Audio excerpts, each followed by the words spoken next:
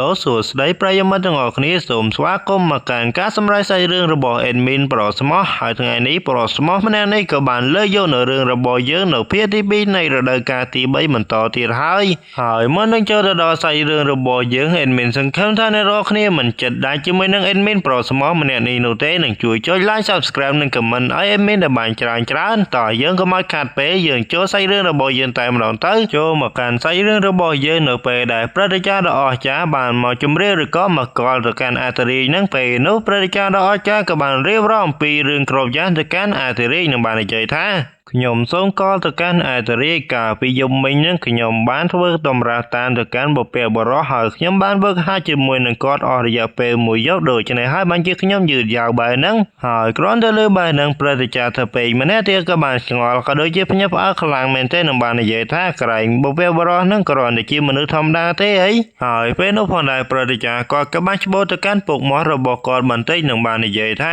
ទេអ្នកពិតជាមិនយល់នោះទេខ្ញុំបានដាំដុះជាមួយនឹងឯកកោឬក៏បុព្វបុរសហើយពេលនោះផងដែរពួកគេក៏បានជឿអញ្ចឹងណាហើយក៏បានឲ្យព្រឹត្តិការណ៍ហ្នឹងពេលក្រោយហ្នឹងហៅពួកគេទៅផងហើយគ្រាន់តែលើបែរនឹងពេលនោះផងដែរអាធិរាជនាងក៏បានឆ្លុយមាត់ហើយនាងក៏បាននិយាយថាបរិមម្នាក់នោះគាត់មិនបានត្រឡប់មកវិញទាំងយប់នោះទេហើយគាត់ក៏បានធ្វើឲ្យមានរឿងច្បូកច្បល់បែបនេះទៀតហើយបន្តមកពេលនោះអាធិរាជក៏បាននិយាយទៅកាន់អ្នកគ្រប់គ្នាថាអ្នកគ្រប់គ្នាសូមអ្នកទាំងអស់គ្នាទៅកន្លែងរបស់អ្នកទាំងអស់គ្នារៀងខ្លួនទៅហើយចំពោះការប្រកួតប្រជែងដាវនឹងចិត្តចាប់ផ្ដើមចាប់នេះហើយនៅពេលដែលចាប់ផ្ដើមនឹងមានជនដែលមានសមត្ថភាពក៏ដូចជាទេពកោសល្យជាច្រើនក៏បានមកក្នុងនិកាយរបស់ពួកយើងដើម្បីធ្វើការប្រកួតប្រជែងគ្នាផងដែរសូម្បីតែមិត្តរបស់យើងហើយនាងក៏បាននិយាយទៅកាន់ព្រឹត្តិការណ៍ថាសិស្សនៃនិកាយបិសាចឋានសួគ៌របស់យើងមិនត្រូវស្ថិតនៅខាងក្រោមនៃនិកាយផ្សេងនៅឡើយព្រឹត្តិការណ៍តើអ្នកយល់ដែរឬទេហើយពេលនោះផងដែរព្រឹត្តិការណ៍ដ៏អស្ចារ្យព្រឹត្តិការណ៍ដែលក្នុងនិកាយបិសាចឋានសួគ៌ព្រមទាំងសិស្សក៏បានឆ្លើយថាបានគ្រប់គ្នាតែម្ដងហើយការមករយៈពេល3ថ្ងៃក្រោយមកវាដល់ពេលវេលានៅក្នុងការប្រកួតប្រជែងហើយពេលនោះយើងក៏បានឃើញនៅនិកាយជាច្រើនក៏បានមកដល់ទីនេះផងដែរវាមានដូចជានិកាយថ្មដ៏អទេវភាពជាមួយនឹងនិកាយភ្នំស្រួយនិកាយឋានសួគ៌ព្រមទាំងនិកាយស្រមោលបិសាចផងដែរហើយពេលនោះផងដែរគ្រាន់តែឃើញបែរនឹងសិស្សកូនដែលស្ថិតនៅក្នុងនិកាយបិសាចឋានសួគ៌ពិតជាមានការភ្ញាក់ផ្អើលខ្លាំងយកទៅមែនទែនហ្មងហើយអ្នកទី1ក៏បាននិយាយថាពួកគេមកទីនេះច្រើនយកទៅមែនទែនហ្មងអ្នកទី2ក៏បាននិយាយថាសូម្បីតែនិកាយបិសាចដ៏អស្ចារ្យទាំង3ក៏បានមកដល់ទីនេះផងដែរហើយយើងក៏បានឃើញនៅកើម្នាក់ផងដែរដែលគេគឺជាលីងអូគឺជាជនដែលមាននៅទេពកោសល្យនៃនិកាយឋានសួគ៌ហើយចំពោះបរិមម្នាក់នេះយើងប្រហែលជាស្គាល់ហើយគេគឺជាយុនសានស៊ីគឺជាអ្នកស្នងតំណែងនៃនិកាយស្រមោលបិសាចតែម្ដងហើយគេគឺជាមនុស្សដែលមានសមត្ថភាពសម្លាប់មនុស្សមួយភូមិតែម្នាក់ឯងតែប៉ុណ្ណោះហើយភ្លាមនោះផងដែរសិស្សកូនគ្រប់គ្នាក៏មានការលន់មាត់ដោយសារតែពួកគេនឹងធំក្លិននៅអ្វីម្យ៉ាងដូចជាកោបដល់ហើយពេលនោះនារីម្នាក់ក៏បាននិយាយថានាងគឺជាសៀនយ៉ាវស៊ីនាងគឺជាមនុស្សដ៏អស្ចារ្យហើយនាងក៏សុភាពផងដែរហើយភ្លាមនោះផងដែរក៏លេចចេញនៅកញ្ញាបឹមម្នាក់ផងដែរដែលនាងគឺជាសៀនយ៉ាវស៊ីនឹងហើយមើលទៅកាន់រូបរាងរបស់នាងទៅពិតជាគូកែមិនចាញ់អធិរាជរបស់យើងនោះទេហើយភ្លាមនោះផងដែរសិស្សគុណនៃនិកាយបិសាចឋានសួគ៌របស់យើងក៏ទៅទទួលរាក់ទាក់ពួកអ្នករាល់គ្នាហើយបរិមម្នាក់ហ្នឹងក៏បាននិយាយថាសូមស្វាគមន៍អ្នករាល់គ្នាចូលមកកាន់និកាយបិសាចឋានសួគ៌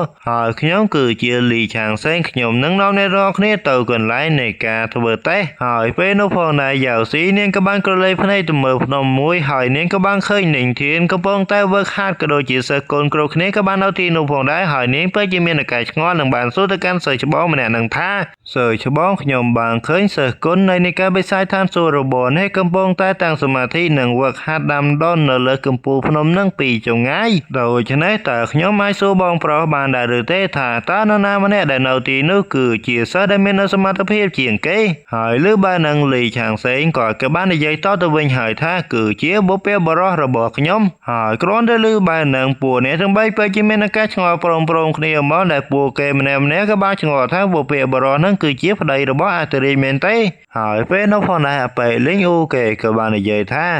ก็ត្រឹមតែស្ថិតនៅក្នុងអាណាចក្រខាងវិញ្ញាណតែប៉ុណ្ណោះគាត់មិនអាចថែរក្សាខ្លួនឯងបានផងតើគាត់មិននឹងអាចបង្រៀនទៅកាន់អ្នកដទៃបានដោយរបៀបណាទៅហើយបើយើងកាន់មកកន្លែងកំពូលភ្នំដែលតួថ្ងៃរបស់យើងកំពុងតែវឹកហាត់វិញពេលនោះសិស្សគ្រប់គ្នាដែលនៅទីនោះពួកគេពិតជាមានការសប្បាយចិត្តយកទៅមែនទែនមកដោយសារតែពួកគេនឹងបានស្រោយកនៅតាមពលក៏ដូចជាទំលូននៃអាណាចក្រអីចឹងណាហើយគ្រាន់តែឃើញបែបហ្នឹងពេលលីងអូគេមិនជឿនោះទេហើយគេក៏បាននិយាយថានេះគ្រាន់តែជាការខ្លាញ់បន្លំតែប៉ុណ្ណោះហើយគេក៏បានដើរចាចេញមកទៅកាន់ពេលហ្នឹងទៅពិតជាមើងងាយទៅកាន់នឹងធានមែនទែនហើយយើងក៏បានឃើញហើយថានឹងធានគេក៏បានជិះនៅនេះរន្ទះរបស់គេមកកន្លែងអធិរាជតែម្ដងហើយគេនឹងក៏បានកើតថាវាគឺជាឱកាសនៅក្នុងការបង្កើននៅជំនាញរបស់ខ្ញុំហើយបើយើងងាកមកមើលកន្លែងសាកល្បងឬក៏ការប្រកួតប្រជែងវិញយើងក៏បានឃើញថាមានសិស្សជាច្រើនមកយើងមើលទៅវាដូចជាសម័យមករោមស្គរអញ្ចឹងណាហើយយើងក៏បានឃើញថាបរិសម្នាក់បរិស័យដុំម្នាក់គេកំពុងតែវាយទៅកាន់ដុំថ្មដើម្បីសាកល្បងក៏ដូចជាប្រឡងអញ្ចឹងណាវណ្ណធម្មពល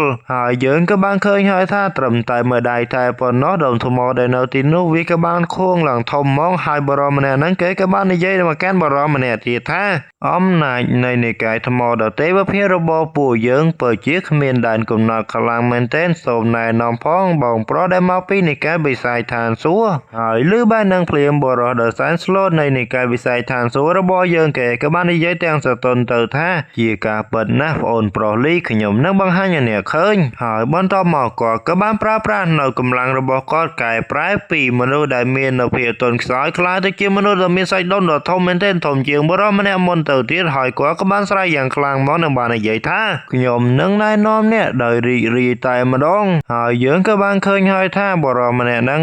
ក៏បានប្រើប្រាស់នៅកម្លាំងរបស់គាត់តែមិនដែរតែប៉ុណ្ណោះក៏បានកំទេចនៅថ្មមួយហ្នឹងវាពិតជាអស្ចារ្យខ្លាំងយកទៅមែនទែនមកធ្វើឲ្យអាប៉ែលីហ្នឹងពិតជាមានការបើកមាត់ធំហើយគ្រាន់តែឃើញបែបហ្នឹងព្រឹត្តិការណ៍ដ៏អស្ចារ្យក៏ពិតជាមានការសប្បាយចិត្តយកទៅមែនទែនមកហើយគាត់ក៏បាននិយាយទាំងអួតក្រែងថាពិតជាមិនអត់នោះទេសិស្សរបស់យើងគឺជាវរៈជនដ៏អស្ចារ្យហើយលឺបាននឹងភ្លាមពេលនោះអធិរាជនាងក៏បានតបមកវិញហើយថាសូមអ្នកកូនសប្បាយចិត្តពេកឧបសគ្គដ៏ធំទាំង3ពួកគេមិនតមកចេញនៅសមត្ថភាពឬក៏មិនតដល់វេនរបស់ពួកគេនោះទេហើយភ្លាមនោះផងដែរនាងជាមិនដឹងថាគេមកពីណានោះទេបានកាន់នៅផ្លែប៉ោមហើយក៏បានញ៉ាំហើយគេក៏បាននិយាយថាឧបសគ្គដ៏ធំទាំង3មែនទេតើពួកគេខ្លាំងដែរឬទេអនុញ្ញាតឲ្យខ្ញុំនឹងមើលវាទៅហើយភ្លាមនោះផងដែរអរិយាពេល80លានម៉ោងក្រោយមកយើងក៏បានឃើញថាឧបសគ្គដ៏សែនធំមួយក៏បានលេចចេញមកហើយគេគឺជាយន្តសាងស៊ីនឹងឯងហើយគេក៏បានមកដល់នៅលើទីលានហើយពេលនោះផងដែរពេលយន្តសាងស៊ីគេក៏បាននិយាយទ្រឹស្ដីថាមនុស្សខ្លះបានដាំដុះតៅជាមួយនឹងដាវហើយអ្នកខ្លះទៀតក៏បានដាំដុះតៅជាមួយនឹងភ្លេងហើយពួកគេនីមួយក៏មានគុណលក្ខណៈផ្សេងគ្នាហើយខ្ញុំយន្តសាងស៊ីខ្ញុំមិនខ្វល់ពីផ្លូវទាំងពីរនោះទេនៅថ្ងៃនេះហើយពេលមួយនឹងផងដែរមកប្រកួតក៏ដូចជាមកតប៉ែអញ្ចឹងអានោះនិយាយច្រើនយកទៅមែនតែនហ្មងមានខ្ជិលបរិយាយពីអត់ប្រយោជន៍ហ្មងហើយយើងគ្រាន់តែដឹងថាពេលមួយនឹងពិតជាមិនមាននគរបំណងល្អជាមួយនឹងនិកាយវិស័យឋានសួគ៌របស់ពួកយើងនោះទេហើយអធិរាជស្រីគ្រាន់តែលើនៅពីសម្ដីដ៏អត់ប្រយោជន៍របស់ពេលមួយនឹងភ្លាមកញ្ញាអធិរាជរបស់យើងនាងក៏ពិតជាគិតច្រើនយកទៅមែនតែនហ្មងដោយសារតែនាងក៏បានដឹងថាពេលមួយនឹងបានយកពីអត្ថន័យនៃតាវហើយបើយើងងាកមកមើលព្រឹត្តិការណ៍របស់ពួកយើងវិញពិតជាមានការស្លន់យកទៅមែនទែនមកដោយសារតែអាប៉ែយន្តសាងស៊ីនឹងគេបានយកច្បាស់អំពីអត្ថន័យនៃតាវពិតហើយក៏ពិតជាមានការប្រួយបារម្ភហើយគ្រាន់តែឃើញថាព្រឹត្តិការណ៍របស់គេពិតជាមានការស្លន់អាចបែបហ្នឹងពេលនោះនៃធានរបស់យើងគេក៏បានញញឹមទាំងញ៉ាំផ្លែប៉ោមអញ្ចឹងណាហើយបន្តមកមិនកើតយូរនោះទេនាងធានគេក៏បាននិយាយចំអកលក់លើទៅកាន់អាប៉ែយន្តសាងស៊ីម្នាក់នឹងថាគួរឲ្យអាណិតខ្លាំងមែនទែនមើលទៅកាន់នេះទៅដូចជាមនុស្សស្រីដែលកំពុងស្លៀករំលាយបំពាក់មនុស្សប្រុសអញ្ចឹងហើយលឺនៅសម្ដីបែបហ្នឹងអធិរាជពិតជាមានការពេញចិត្តជាមួយនឹងពាក្យសម្ដីរបស់នាងធានពិតជាពេញចិត្តស្ដោកតែម្ដងហើយគ្រាន់តែលឺបែបហ្នឹងភ្លៀងក៏បានធ្វើឲ្យអាប៉ែម្នាក់ហ្នឹងពិតជាមានការខឹងជាមួយនឹងតួឯករបស់យើងខ្លាំងមែនទែនហើយគេនឹងក៏បានកើតថាដើម្បីចិត្តស្និទ្ធរដូចជាស្និទ្ធស្នាលជាមួយនឹងអធិរាជបរិសម្នាក់នេះគេគួរតែជាបុព្វបុរសហើយភ្លាមនោះផងដែរពេលយន្តសាងស៊ីគេក៏បាននិយាយទៅកាន់អ្នកគ្រប់គ្នាដែលស្ថិតនៅក្នុងនៃការបិសាយឋានសួគ៌ថាតើសំណួររបស់ខ្ញុំគ្មាននៅនរណាម្នាក់ដែលស្ថិតនៅក្នុងនៃការបិសាយឋានសួគ៌មាននឹងចម្លើយទេមែនទេហើយពេលនោះផងដែរតួឯករបស់យើងគេក៏បានតបមកវិញហើយថាសំណួរកំពេចកំពកបែបហ្នឹងហើយស័ក្តិសមដែរឬទេនៅក្នុងការធ្វើនៅការប្រឡងបែបនេះហើយគ្រាន់តែឃើញបែបហ្នឹងពេលយន្តសាងស៊ីគេក៏ បានគិតបន្តិចហើយគេនឹងក៏បានកើតថាគាត់ដូចជាស្ងប់ស្ងាត់ដល់ហើយតើគាត់ពិតជាមាននៅចម្លើយរបស់ខ្ញុំហើយមែនទេវាមិនអាចទៅរួចនោះទេខ្ញុំបានរៀបចំនៅសំណួរមួយនេះអស់រយៈពេលយូរលង់ណាស់មកហើយបុព្វបុរសវិញគាត់ត្រឹមតែស្ថិតនៅក្នុងអាណាចក្រខាងវិញ្ញាណតែប៉ុណ្ណោះគាត់មិននឹងអាចឆ្លើយនៅសំណួរមួយនេះចេញទៅហើយភ្លាមនៅផងដែរនាងធានគេមិនខ្វល់នោះទេគេក៏បានដើរចុះមកហើយដោយសារតែដើរយឺតពេកនាងធានគេក៏បានប្រើប្រាស់នៅល្បឿនរបស់គេយ៉ាងលឿនហោះចុះមកក្រោមតែម្ដងនឹងបានស្រែកឡើងថាតើគឺជាអ្វីមែនទេខ្ញុំមិនដឹងថាមានអ្វីដែលលំបាកនៅក្នុងសំណួរដ៏សាមញ្ញបែបនេះនោះទេខ្ញុំនឹងបង្ហាញអ្នកឲ្យអ្នកមើលហើយគ្រាន់តែឃើញនៅពុព្វបុរសរបស់ពួកគេស្ថិតនៅលើទីលានភ្លៀងក៏បានធ្វើឲ្យសកុនស្ថិតនៅក្នុងនៃការបិសាចឋានសួគ៌ពិតជាមានការអបអរជាមួយនឹងពុព្វបុរសខ្លាំងយកតែមែនទែនមកហើយអ្នកខ្លះនឹងក៏បាននិយាយថាពុព្វបុរសបានធ្វើឲ្យពួកយើងបញ្ញាផ្អើលជាច្រើនដងហើយពេលនោះកញ្ញាអាល់កុហុលនាងក៏បាននិយាយបន្តទៀតថាតើគាត់នឹងធ្វើអ្វីឲ្យពួកយើងបញ្ញាផ្អើលទៀតទៅនៅពេលនេះហើយបន្តមកយើងក៏បានឃើញថាពេលសានស៊ីគេក៏បាននិយាយមកកាន់ទូថ្ងៃរបស់យើងថាខ្ញុំបានឃើញអ្នកនៅស្ថិតនៅក្នុងកម្រិតទៀតតែប៉ុណ្ណោះតើនិកាយបិសាចឋានសួគ៌របស់អ្នកចង់ផ្ញើអ្នកហ្នឹងឲ្យមកឆ្លើយនៅសំណួរខ្ញុំមែនទេហើយអាយុរបស់អ្នកពិតជាក្មេងយកតែមែនទេហ្មងគ្រាន់តែលើបើនឹងនាងធានគេក៏បាននិយាយទៅវិញហើយថារឿងខ្លះគេមិនកំណត់ដោយអាយុនោះទេហើយឃើញបែរនឹងព្រាមមកពេលលីងអូគេក៏បាននិយាយឌៀមដាមទៅកាន់អាប៉េសានស៊ីហើយថាហៅនៅសំណួរសាមញ្ញបែបហ្នឹងពេលនោះកញ្ញាយ៉ាវស៊ីឬក៏កញ្ញាបឹមរបស់អេនមីនហ្នឹងនាងពិតជាមិនខ្វល់ជាមួយនឹងសម្ដីរបស់អាប៉េលីងអូនោះទេហើយបើយើងកាត់មកក្នុងការប្រកួតវិញពេលនោះផងដែរនាងធានរបស់យើងគេក៏បានបញ្ចេញនៅទឹកមកដល់គួរឲ្យកំណាយហើយគេក៏បាននិយាយថាក្មេងតូចយ៉ាងខ្ញុំនឹងបង្ហាញអ្នកឲ្យស្គាល់ថាអ្វីទៅគឺជាតាវគ្មានទម្រង់រូបរាងនោះទេគ្មានសំឡេងក៏ដូចជាគ្មានក្លិនហើយវាពិតជាធំទូលាយខ្លាំងយកតែមែនទែនហ្មងនឹងគ្មានព្រំដែនទៀតផងហើយតាវផងដែរវាបានបង្កើតនៃធម្មពលឋានសួគ៌និងផែនដីទាំងមូលផងដែរវាពិតជាអស្ចារ្យយកតែមែនទែនហ្មងហើយវាក៏ជាធម្មពលមួយដែលគ្រប់គ្រងទៅលើអ្វីទាំងអស់នៅក្នុងពិភពលោកមួយនេះផងដែរហើយលើបាននឹងភ្លាមសេះកូនសិននៅក្នុងនៃការបិសាចឋានសួគ៌ពួកគេពិតជាអបអរទៅកាន់ទួងាយរបស់យើងនឹងធានខ្លាំងយកតែមែនទែនហ្មងអ្នកខ្លះក៏ថាបុព្វបុរសពិតជាអស្ចារ្យបុព្វបុរសពិតជាសង្ហាខ្លាំងមែនទែនហើយគ្រាន់តែលើបាននឹងភ្លាមកញ្ញាយ៉ាវស៊ីនាងក៏ពេញចិត្តជាមួយនឹងទួងាយរបស់យើងខ្លាំងយកតែមែនទែនហ្មងហើយនាងនឹងក៏បានកើតថាត្រង់ពិតជាស័ក្តិសមជាបុព្វបុរសខ្លាំងមែនទែនហ្មងហើយគាត់ប្រើតែពាក្យពីរម៉ាត់តែប៉ុណ្ណោះនៅក្នុងការកដោបយកនៅស្ថានភាពបានទាំងមូលយកតែហ្មងហើយបើយើងកាន់មកកន្លែងទីលានវិញយើងក៏បានឃើញថាប៉េសានស៊ីគេពិតជាខឹងទៅកាន់តួថ្ងៃរបស់យើងនឹងធានមែនទែនហើយបន្តមកនឹងធានរបស់យើងគេក៏បានបញ្ចេញនូវភាពក្លាហានរបស់គេនឹងបាននិយាយចង្អុលទៅកាន់ប៉េសានស៊ីម្នាក់នឹងថាសូមអ្នកចាំមកច្បាស់ណាស់មេរៀនមួយនេះបានត្រឹមតែម្ដងតែប៉ុណ្ណោះការវឹកហាត់នៅកម្លាំងតាវមាននៅផ្លូវចំនួន3000ឯណោះហើយចំពោះការវឹកហាត់នីមួយៗផ្លូវនីមួយៗវាមានគុណលក្ខណៈរៀងៗខ្លួនចំពោះមនុស្សមួយចំនួនបានប្រើប្រាស់តាវដោយឧបករណ៍ឬក៏សម្ភារៈមួយចំនួនវាដូចជាដាវអញ្ចឹងណាហើយវាគឺជាចេតនានៃដាវពិតវាគឺជាការយល់ដឹងរបស់ដាវតែម្ដងហើយប្រសិនបើជាបុគ្គលមួយនោះបានវឹកហាត់ក៏ដូចជាអនុវត្តនៅជំនាញដាវហើយនៅពេលដែលគេយល់ដឹងអំពីចេតនានៃដាវពិតនោះពួកគេនឹងបាននិយាយថាពួកគេបានយល់ដឹងនៅអត្ថន័យនៃតាវពិតប្រាកដហើយខ្ញុំមានតែប៉ុណ្្នឹងតែប៉ុណ្ណោះបើអ្នកមិនយល់ស្របអញ្ចឹងតើគឺជាអ្វីទៅខ្ញុំមិនបានរៀបរាប់បន្តទៀតនោះទេហើយលឺបាននឹងព្រៀងកូនសិស្សដែលស្ថិតនៅក្នុងនៃការបិសាចឋានសួគ៌ពួកគេពិតជាមានឱកាសស្ងប់ស្ងាត់ជាមួយនឹងបុព្វបុរសរបស់ពួកគេខ្លាំងយកតែមែនទែនហ្មងដែលបានបញ្យល់រៀបរាប់អំពីអត្ថន័យនៃតាវពិតការវឹកហាត់តាវមានចំនួន3000ប្រភេទហើយប្រភេទនីមួយៗមានលក្ខណៈឬក៏គុណលក្ខណៈរៀងៗខ្លួនហើយពួកគេពិតជាមានការភ្ញាក់ផ្អើលហើយពេលនោះផងដែរនឹងធានគេក៏បានបញ្ចេញនូវទ្រឹស្ដីខ្លាំងយកក៏ដូចជាច្រើនយកតែមែនទែនហ្មងធ្វើឲ្យអ្នកគ្រប់គ្នាពិតជាមានការភ្ញាក់ផ្អើលកាន់តែច្រើនឡើងហើយគ្រាន់តែលើបាននឹងពេលនោះផងដែរប៉េសានស៊ីគេពិតជាមានការភ្ញាក់ផ្អើលជាមួយនឹងពាក្យសម្ដីរបស់ទូថ្ងៃរបស់យើងខ្លាំងយកតែមែនទែនហ្មងហើយគេក៏បាននិយាយថា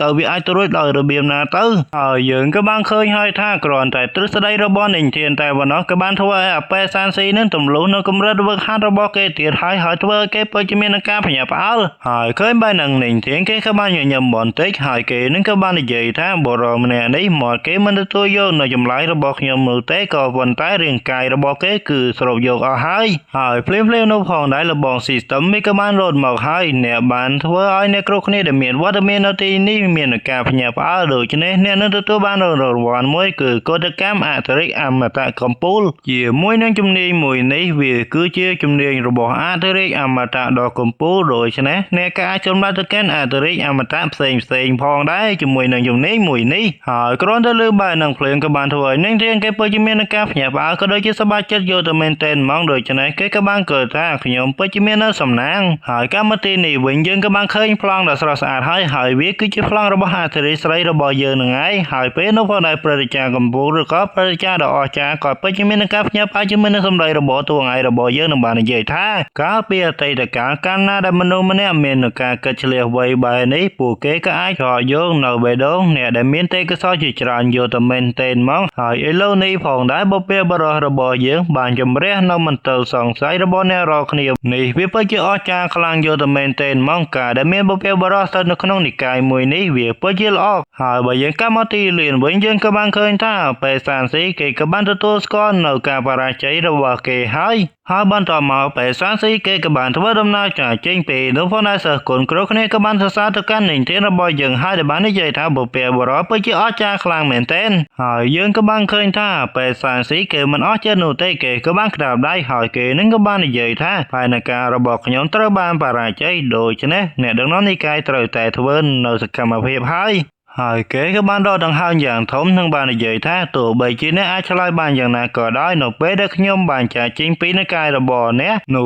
เนี่ยรุนจิ้มมือนั่งในกายระบอเนี่ยหนึ่งตระบานบ่มพลายบ่มพลานเจียวปมค้านเมื่อตะการอาเป้มือนั่งเต้าเวียเปิดจิเมียนบ่มนอกเกราะโยตเมนเต้นมองหายหนูเป๊ะได้เป้สานสีเกบ้านดาวจากจิงนั่งเปหนูพองได้เป้ลิงอู้เกกบ้านกระโฉแล้วในบ้านในใจตะการหนึ่งเทียนระบอเยินท่าเสือในกายฐานซัวลิงอู้สมเนี่ยนายน้องพองบ่เปียบ่รอหายเก๋ก็บ้านห่อจ่อเมาหายเก๋นึงก็บ้านในใจตะการหนึ่งเทียนระบอเยินท่าขยมเปิดจีจองพี่สายจิมือนึงเนี่ยคลังเหม็นเต้นองปีดาวหนีดาวหายก้อนได้เกินบ้านหนึ่งเทียนระบอเยินเก๋เปิดจีสบายเจิดหายเก๋นึงก็บ้านเกิดท่าเก๋มาตอนละโมมองหายขยมหนึ่งซาละบ้องเราไปใจกระเตทำไมได้ซิสเต็มนึงบ้านได้เอาหายตัวไงระบอเยินหนึ่งบ้านในใจท่าต่อเยินจับพระมหายเป็นนพพรได้ไปลิงอูเก๋กับบ้านโยนดาวระบอเก๋จริงมาหนึ่งดอกจิ้งปีสาวหนึ่งบ้านในใจท่าดาวระบอขยมเวียคือจีอาวุธธนาคมปูลหายเก๋มันก็อยู่หนูเตะกับบ้านเว็บให้ตะการหนึ่งเทียนเมียนเรียกกันนะเชี่ยรงวงเองจังนะยังมาเท่าเดิงหายเอ็นเม้นสมบัญโยลปีเรื่องอาวุธบอลติกได้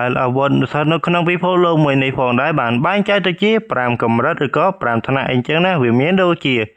อาวุธธนาเวทมนต์อาวุธธนาวิญญาณอาวุธธนากรมนับอาวุธธนาอมตะ